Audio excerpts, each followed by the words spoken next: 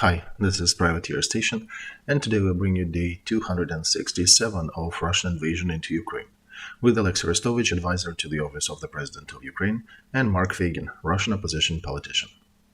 In today's stream, they discuss peculiarities of Zaporozhsky part of the front, Kherson and Donetsk directions, details of Russian missile strikes on the infrastructure. Initial reports claimed there were two missiles S-300 that hit territory of Poland. Where is the second one? The West appears to avoid escalation with Russia, and Moscow is afraid of public negotiations, also sentencing in an independent court in Hague, and three scenarios of this war, with Alexei's personal opinion that in March 2023 things will be much, much better. Enjoy. Dear friends, glad to see you all on Feigin Live. My apologies for a slight delay of this stream. It is 7 minutes past 10 in Kiev and 7 minutes past 11 in Moscow. I apologize, but with all these difficulties that we face, very often of a technical character, we sometimes cannot adhere to the schedule. So we're starting day 267 with Olexiy Arestovich. Good evening, Olexiy. Glad to see you. I want to say I'm traveling again, so you don't see my background, but we're still doing that stream. Background is much less of a problem. Continuous barrages are way more of a problem for part of our team. Please do not forget to subscribe, to click the like button, and make sure you do to three channels, to Feigin Live, to Olexiy Arestovich, and to the Privateer Station if you are listening or watching that in English.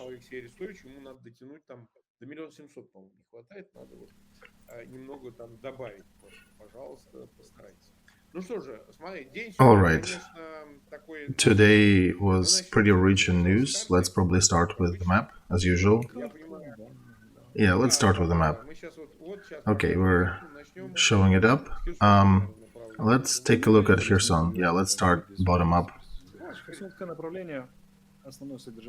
So the main events in Kherson front is that our artillery continue working on the left bank of the river, with high precision, with high and good results.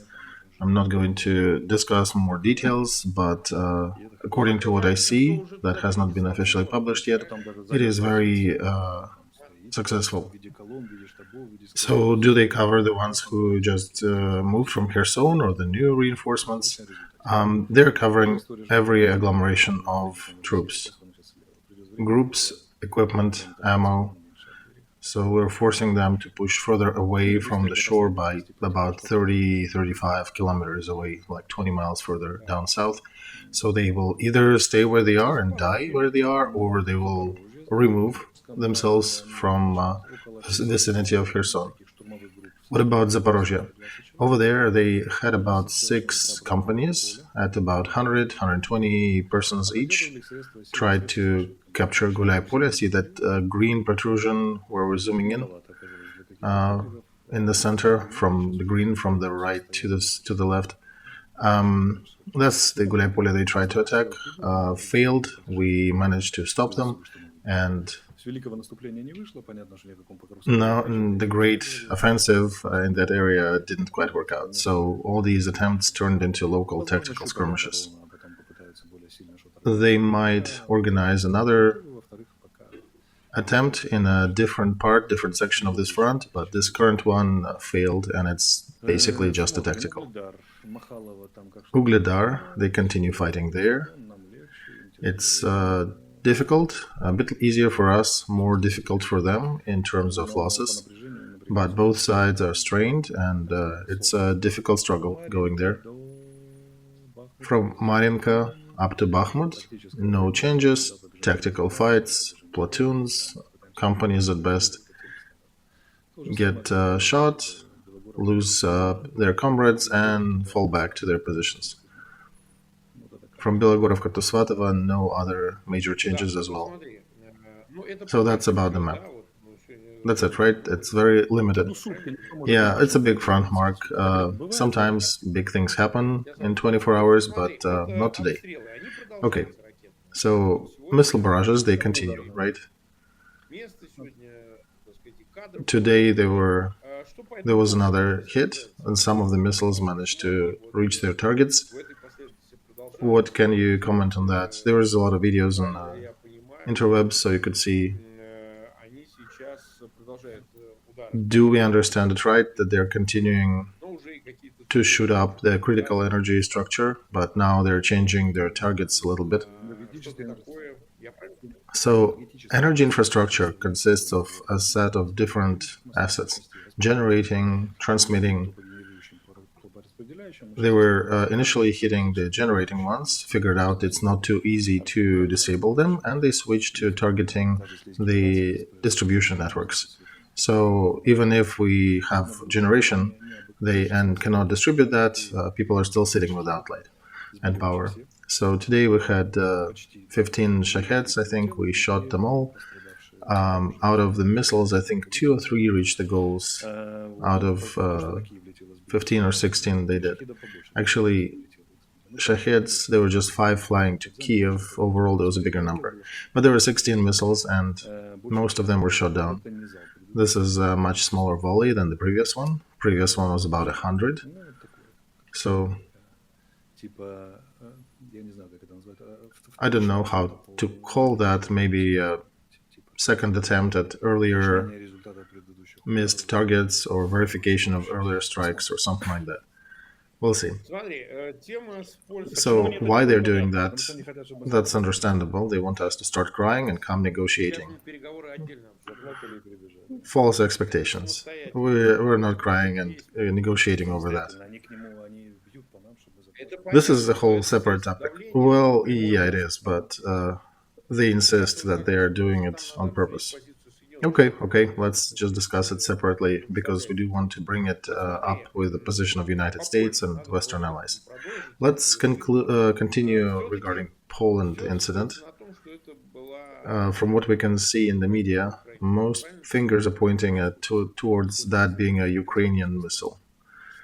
Well, the only statements we have are from American and Polish experts. We finally got our experts there.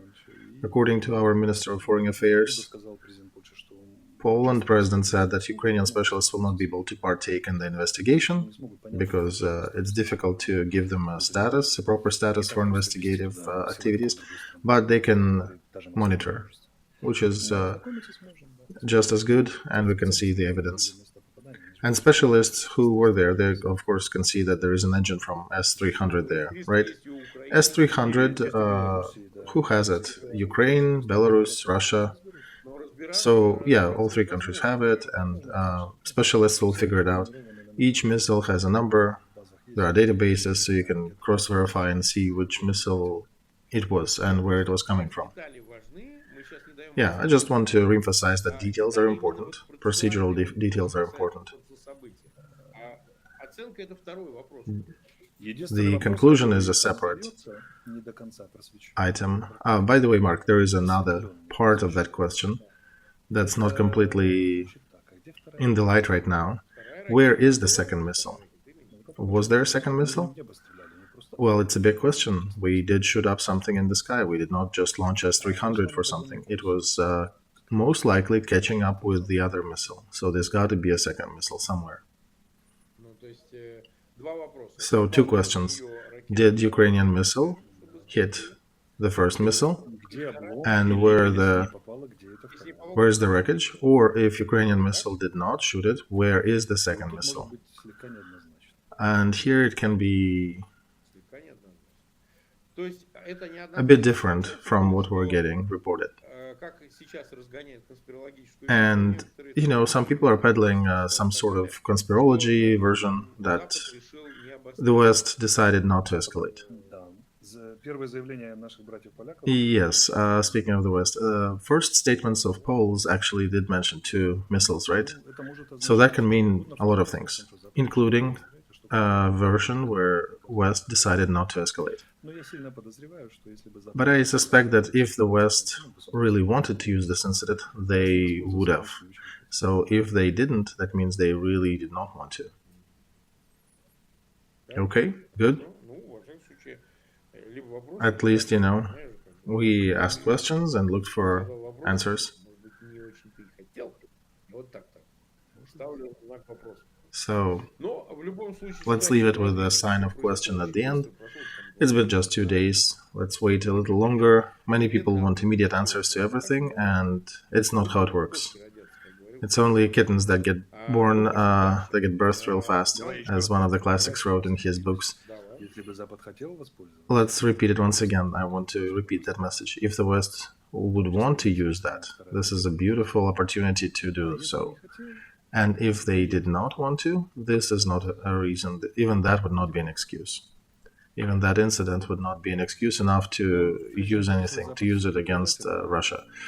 So before writing the West into the traitor camp, speaking of conspiracy theories, perhaps they don't need escalation at this moment. They will find a way to counter actions of Russian Federation. Yeah, right. They can just give different nomenclature or more arms, more means. We keep saying that. Yeah, just give us more weapons. We have enough men, we have the will, and we have time, and we have inspiration. Just give us enough means to do that. All right. Now let's go to negotiations matter. We see different sporadic statements. Sometimes it's America, sometimes Berlusconi, and some other members of this choir. And Milley even said something in the briefing. Everything is held in proper intonations, especially by Americans. But we can sense an atmosphere that there is... oh, you mean like a light forcing to do something, right? Yeah, right. It's not BDSM, but with a floor of forcing to negotiating. They'll fail. There is not a politician in Ukraine who is capable of going for negotiations with Russia. We understand that. So what would be the outcome of it? Mark, do you think they'll start cutting off military supplies? Yeah, I think it's not realistic because, Moscow really would appreciate that. Imagine, Mark, imagine if they do cut their support. Russian troops will never cease attacking. They will continue fighting. We will continue trying to push them back. The situation will go back to the beginning of this war. Just imagine we don't have enough arms to defend ourselves. Russians took Bakhmut, Solidar, Gulay-Polya. They continue pushing to Zaporozhye. They attempt again to get to the right bank of Dnieper, and we come to Americans and say, hey, Russians are taking our cities. And what they would say, oh, it's so horrible, let's start giving you weapons again. Or, did they change an opinion? And then one can pose a question, why would you even stop supplying? Why? Oh, you believe that Russia will become wiser and that Russia will strike a peace accord based on the territory they already occupied? Would that be a theory that some people peddle? That's a very weak logical base, right? If that was true, that would be a very sad story. That would mean a loss of the West, basically, in resisting Russia. Because after that, Russia and other bad actors would see that you can violate the system of international security sponsored by the West and stay unpunished. And also keep the captured territories. Imagine that. So the West, in this case, would be destroying the system, the security system created by themselves, of which they are the major beneficiary. That can only happen if they figured out a new system of international security and they want to implement it with such cost. But nobody has seen that. Have you seen it? I think there is some game going on, some play between Russia, China, and the United States. As I said, they need to talk about negotiations for a while. It just has to be, it's a negotiation talking time. So it is present in the air. You agree that it is present in the air. Of course it is. It's been injected in press, and there is a certain narrative. There is like a grand narrative about the negotiations and particular deviations locally. So, as we said, yeah, we are ready to negotiate on certain conditions. If the West will start diminishing weapons supply, do you think it'll continue for long to be hidden? Because office of the president may keep it quiet, may keep it under wraps. Military may keep it under wraps up on the higher level, but military on the front will never be quiet about that. And that will come out real quickly. And you can imagine what will happen after.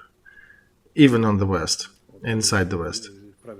Right? So it's a Democratic president. I can easily see a Republican coming to the microphone and saying, why did we stop supplying? And a grandiose scandal coming at the end of it. Because not a single political opponent, not in any country, will skip an opportunity to stick it to the party in power and rub it in. There'll be talks about traitorship of the people who are fighting for their lives, of free, loving people, and how everybody let them down. So these are the risks I'm not sure they're eager to face. While nobody listens us, I have my peculiar opinion about the mental acuity of Western leaders, some of them, but not to that degree, right? That sounds a little too out there. Okay, you have heard the reaction to Zelensky's suggestion to do a public negotiation round. Moscow already stated that in face of Peskov, Putin's speaker, that there is no reason for public negotiations. Oh, that's wonderful. That means we have nothing to be afraid in these negotiations, and they do. Who is the thief and who has qualms about it? So,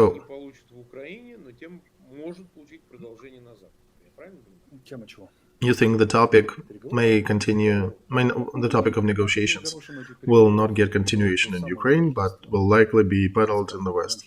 Yes, I think this topic might be peddled around till Christmas to try to go on Christmas vacation in a somewhat more pacified condition internally on the West. That it's better to celebrate holidays than, dig in all that blood and dirt. In the meantime, we had Rammstein, and they are supporting us with weapons. It doesn't look like they're cutting anything. Still the same problem, probably not at the volumes we would want to, but they're definitely supplying us what we need to fight. So you need to differentiate words from actions. And the words, it's negotiations. On the actions, it's continuous support. If not in volumes increasing, but definitely nomenclature increased. And you can see from Rammstein to Rammstein. The next one will be in December, and we'll see what's going on. Will there be dynamics? Will there be a positive, negative dynamics? Sideways? Will it increase the nomenclature? Nobody holds us. They continue giving us military arms and tools. They're not limiting our activities in any way. And talking about negotiations, sure, let them talk about it, that's fine. People with weak nervous system might get nervous, but they can listen to us and understand the situation at large. 375,000 are watching us, over 120, I don't see on that screen. Click the like button. I need to remind our viewers that I am traveling and apologize for the light and the background. It's not studio. Please do not be too harsh in the chat and comments. If the picture and the sound sometimes deviates, these are not important. Important is the content. Let's talk about another important thing. Today there was a sentencing carried out in Hague. They confirmed 3 persons guilty, and the 4th was acquitted. Of course, none of them was present in person. The 4th one was present via his attorneys. And There are certain conclusions already floating in the media sphere in the world. I know of your opinion. What do you think about this crime? But the court has made its decision. Now, nobody has questions how was it shot. The plane was shot down, the Boeing was shot down with Russian Buk that was transferred through Russian border, and Girkin was on the commander level for that operation. So, do you think there'll be any follow-up events? I would outline that the West decided not to escalate, same as with the missile in Poland. I will continue saying that the West was saying from the very beginning, and they're following the same framework. Stoltenberg and Biden were saying, we want to limit the conflict, we do not want it to spread beyond a certain framework. So they are showing the limit. We are not bringing situation higher than a certain limit, we're not escalating it. And they are following exactly that strategic decision that was made at the beginning of war. Even when they understood that Ukraine will not die in 3 days and it can defend itself. Even then, with now military support, if you hear to Minister of Defense of France when they're giving us weapons, in every statement he says that they are not taking side in that war. This is not for escalation. And this is their pattern. The judge and the court, of course, were independent, but we understand the overall message. One can ask a question of the judge, of the court. So, Buk air defense system, how can it cross the border? It needs both military and border guards to cooperate. Military is the unit itself, and border guards are the ones who need to open border. Military cannot give this order. Border guards in Russia are FSB, and who is the joint commander who runs both agencies? Let's try to guess. Vladimirovich Putin. He's the only person who can give an order to both FSB and the army to carry out this operation. There is no other condition under which this operation would be possible. First, take it out there, then bring it back after the shooting. So why do not we see Putin's name in the list of accused? You think Girkin can come to some military brigade in Kursk or whatever it was and say, hey, can I have this asset and need to shoot some things? I'll just shoot a little and bring it back. Or these field commanders from Donetsk and Lugansk so-called republics can command Russian border guards and Russian military.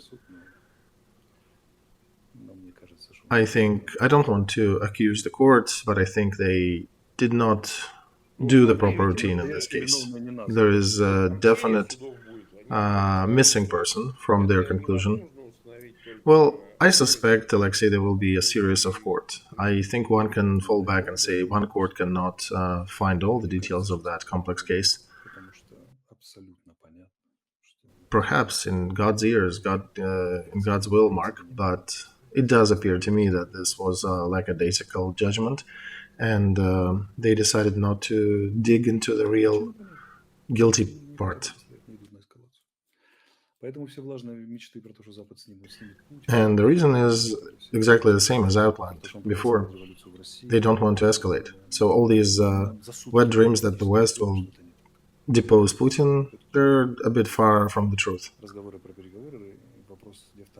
All these negotiations, matters flying in the air, question about where's the second missile, and even that MH17 case court, one can follow the general strategy of the West, at least the one that is active for now. They will probably are intending to not let Putin win, but they're not exactly in agreement of letting him utterly fail. They drew the red line about the nuclear weapons, and that's an easy one to avoid. Just don't use it, you'll be all right. Or sort of all right. And that's the meta strategy. They'll likely be continuing with sanctions. They're discussing a new package. And I understand there'll be another meeting, probably next week or after, and there'll be an embargo for oil exports, and other things. But these are the limits that the West defined for themselves in the frame of their meta strategy. And they're advising Putin to not escalate because then they will answer. And that information was thrown into the media for a reason, so that people in the world would understand the subject of the warning and the consequences. But overall, they're continuing support of Ukraine. And of course, yeah, we could have seen more sanctions, more weapons, and for that strategy, we are the ones paying in our blood. More blood than would have been needed otherwise. But that's the reality. The highest virtue of a gentleman is to accept and work with reality the way it is. Yep. What's important here is not what West is doing, it's what we are doing. We're not afraid, and we're not running, and we're not stopping. We continue hitting them. In The Economist, there was an interesting article today about 3 scenarios for the year.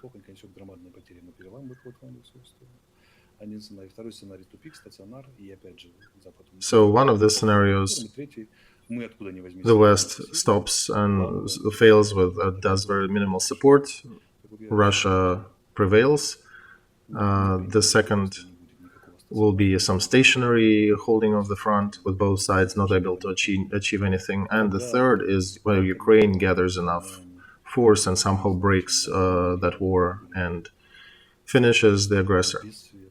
So I promise you the third version. I promise you the third version is true, because we'll be fighting with stones and sticks if we have to, but we'll continue fighting until we kick the last of the occupants from our territory. If we don't have enough weapons, we'll use partisan forms. If they'll be hitting partisans, we'll be doing diversions. If they kill everybody, the grass will grow tall and will suffocate the last offender, the last occupier.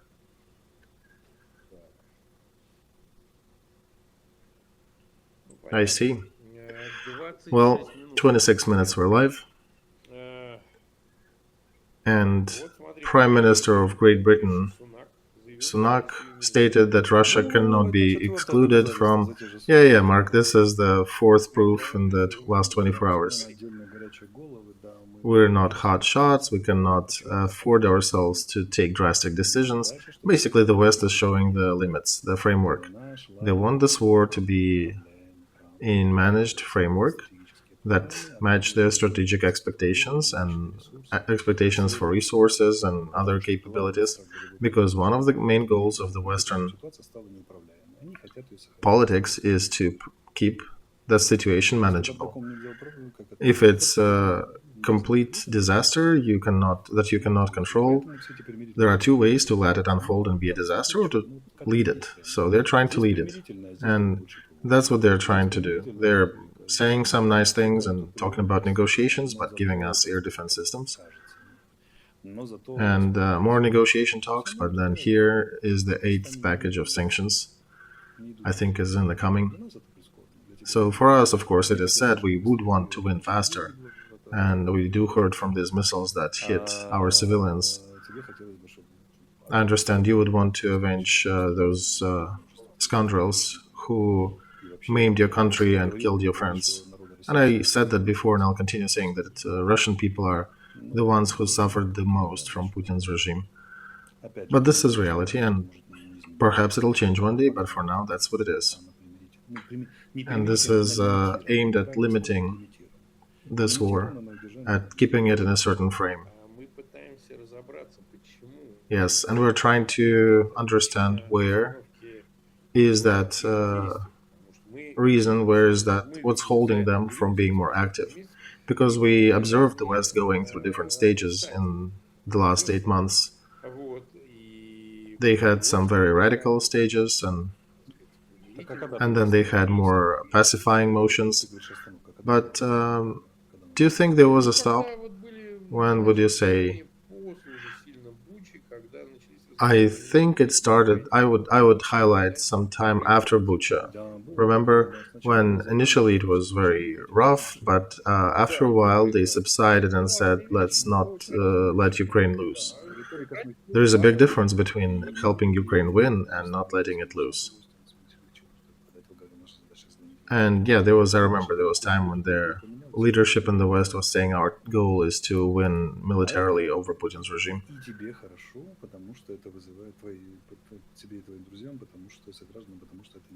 But on the other hand, in the long strategic perspective, what they're doing will cause deep processes in Russia that actually you and your friends and people in your camp will appreciate, Mark. Because what will happen, Russian society will finally unfold and topple. It probably will be in February, March next year, according to my personal estimations and thoughts that I was having on this subject. But toppling of the regime inside will do all the work for the West that the West doesn't want to do, and will help us in our difficult work that we are doing on the front. So in general, it will be all right. I'm not too worried about the long-term perspective. Putin's regime cannot exist in the shape it is now after what it's done. It broke the contract with society. It's abusing constitution, law. They lost monopoly for violence. There are alternative forces with armies growing on the territory that are staying unpunished when they execute prisoners with different means, including sledgehammers, on camera and take responsibility. So when Russian regime falls, the West will come out and say that's what all the way we're going to. That's the point we were heading to. And you can't really object to that because, in a way, it is true. You cannot disprove that statement. So.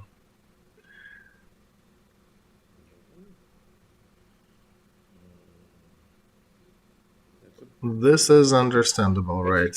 We have almost 420,000 watching us live. Over 150,000 click the like button.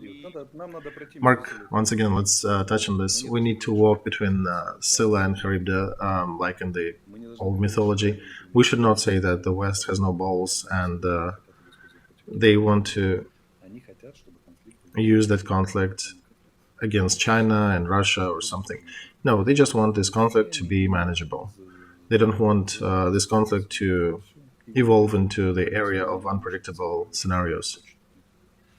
And even with this approach, there is a limited time frame that Russia can continue this conflict. And then there is some things on us that when we broke this war several times, when we broke the cadence, Russian army retreated 5 times already. I think we liberated over 50%, 55% without really asking the West. We managed to concentrate weapons, to accumulate them, and to achieve certain successes. And we've been in a much worse condition earlier in this war than today, and who precludes us from continuing these operations, just like Kharkov and Kherson? We will.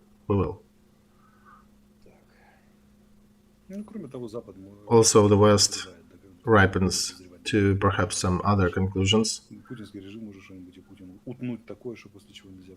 And Putin's regime may do some stupid thing that the West will have to react to.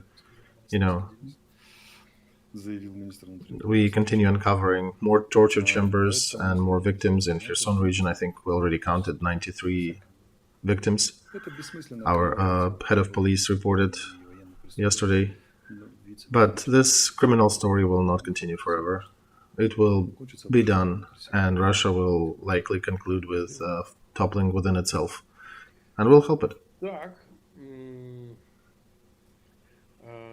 Okay, 33 minutes we're live. Tell me, how are we tomorrow? Tomorrow is Friday. I cannot guarantee anything because I will be traveling, but I will make an effort. I will definitely try. I'll do my best, as they say. Okay, then tomorrow let's make an announcement that the stream will happen, because Friday streams are usually more comfortable for irony and maybe somewhat a lighter approach and lighter touch, so we would appreciate if that happens tomorrow, and dear viewers, please come. Mark, yeah, the war was never easy, and the West is continuing their line, so it's the new status quo for Ukraine in the meantime. Please subscribe to Feigin Live, to Olexiy Arestovich. I'll still be traveling these days, but we will continue with our streams. So those 420,000 that are watching us live, please continue sharing links, clicking the like buttons, and see you tomorrow at that time. Goodbye.